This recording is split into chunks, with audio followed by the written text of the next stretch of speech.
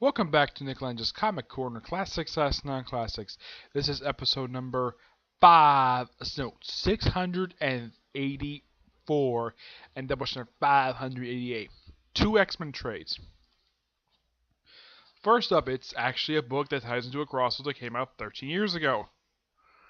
New X-Men, House of M. Well, actually, the title thing is called House of M Academy X, which contains issues 16 and 19 of New X-Men Academy X. Which, by the way, is the last issues done by the original creative team. Because after they do these issues, Chris Yost and Craig Kyle take over the rest of the series for the remaining 27 issues.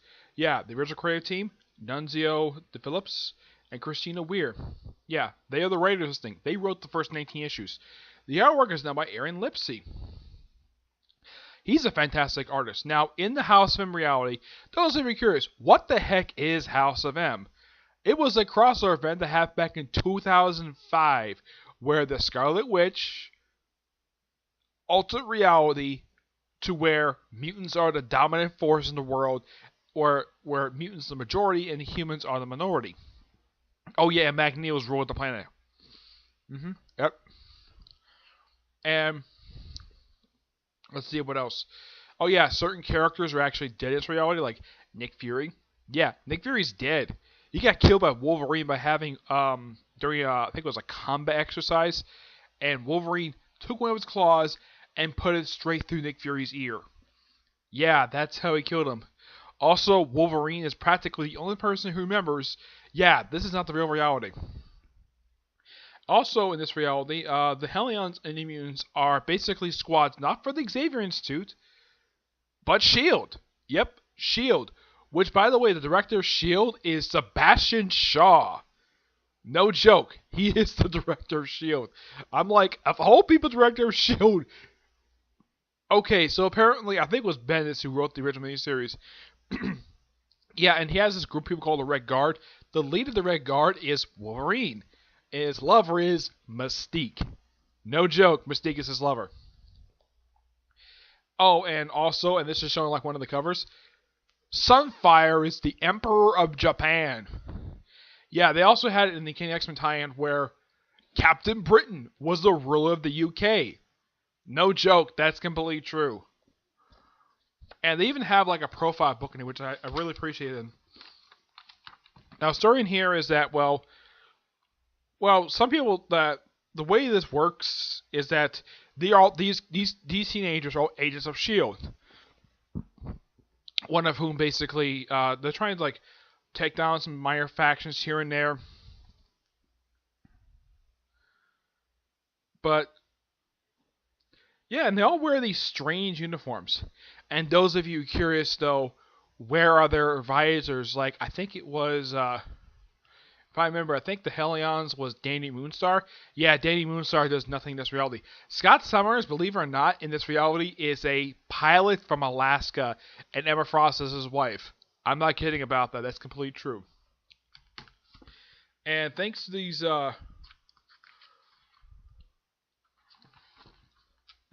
okay. Yeah, in this profile book, here is exactly like what the characters are up to in this reality. Okay, let's start out with Luke Cage, who's actually leader of a resistance movement. Yeah, and Luke Cage looks like this.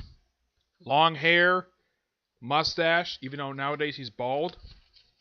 And his resistance movement consists of Black Cat, Cloak, Hawkeye, who, by the way, got his memories restored by Lila Miller, who's actually in here.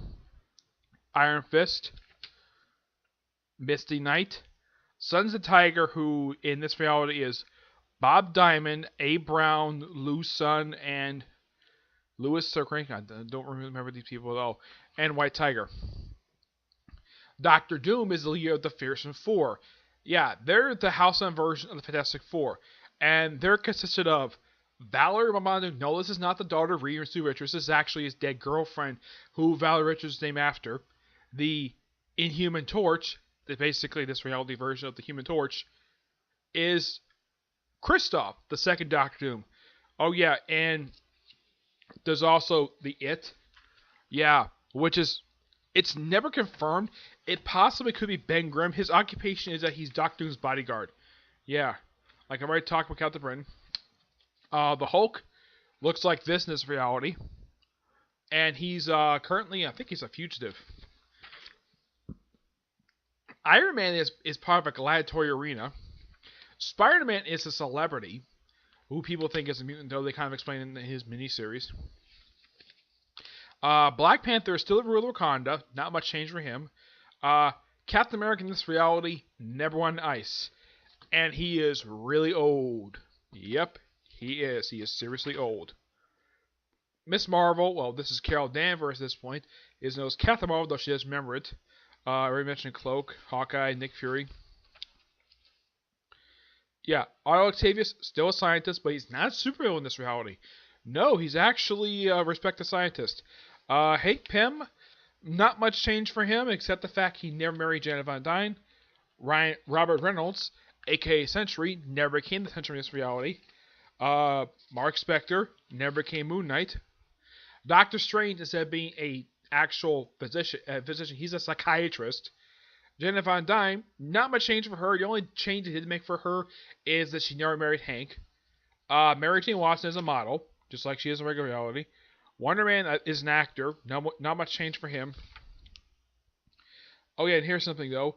They also threw in these like Mutant Week thing that Jason Wingard, aka Mastermind, he was considered to be part of the people who's supposed to develop the Sentinels. Yeah, the Sentinels reality actually work for S.H.I.E.L.D.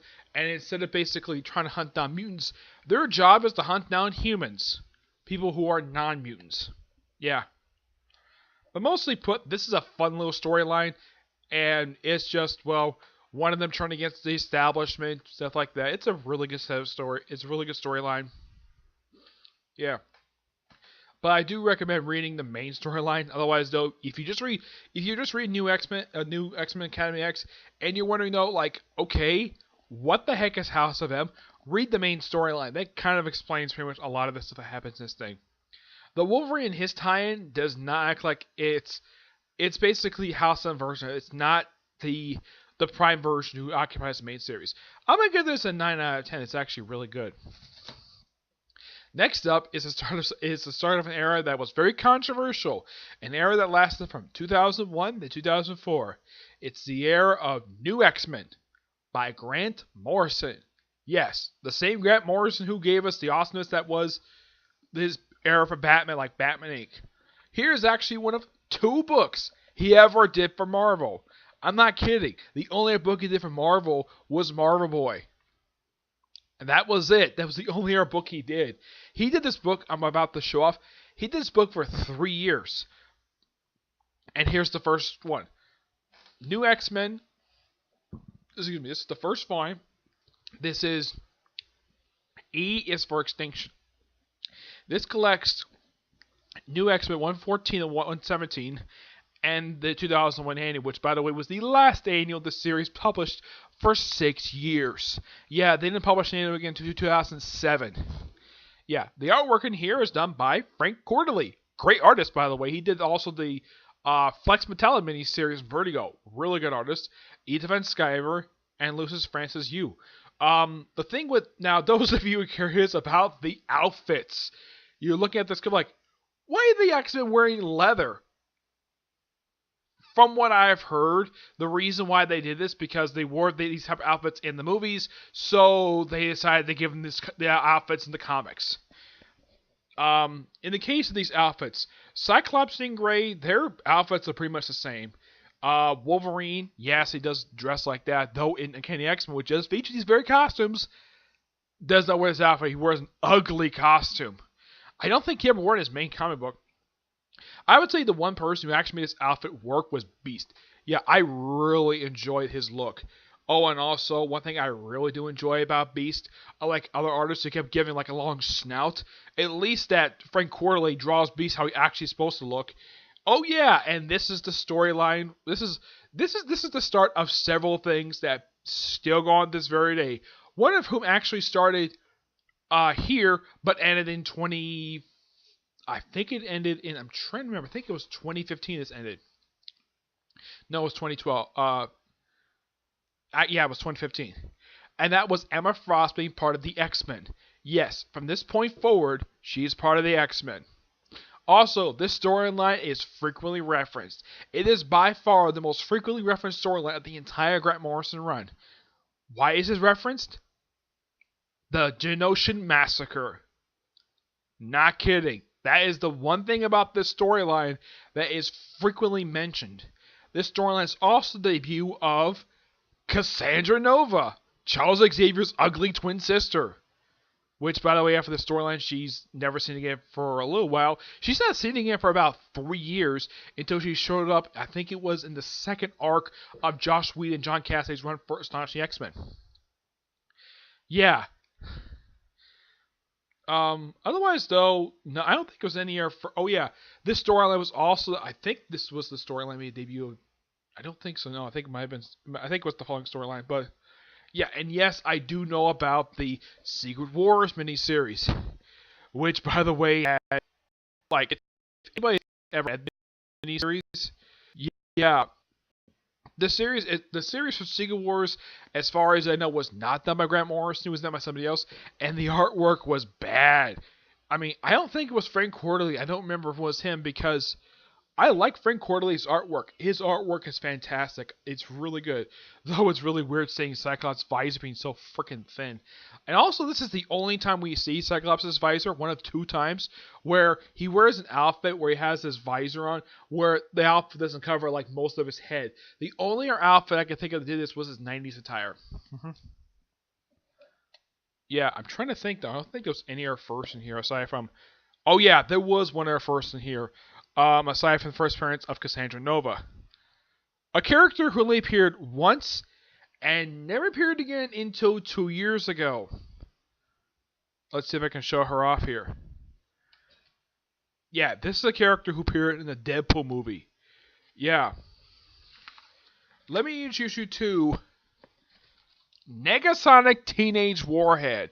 Yeah, you see this woman with long black hair? That is her original look.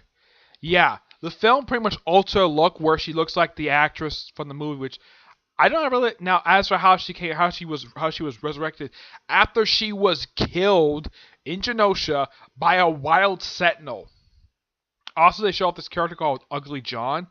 Yeah, and then Cyclops kills him for no reason. He's a guy with 3 faces.